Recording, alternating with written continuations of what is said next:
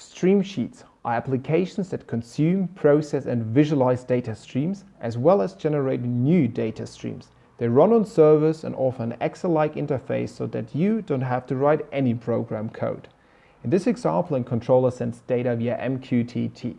The Streamsheet offers full transparency over these messages, and data points are simply linked by drag and drop. Now, every time the controller sends something, these messages reach the sheet and the cells are updated. In the sheet, we work with spreadsheet formulas. In our example, we calculate the energy consumption of a lamp and show it in a bar chart. As long as the lamp is on, the calculated energy consumption in cell B7 increases and the blue bar grows. In addition, we check if the maximum of 150 is reached. The controller also provides information about the temperature. We illustrate this over time and continuously calculate the average over the last 5 minutes. This is our first simple application already. Lamp and temperature data is sent via MQTT and is being processed continuously.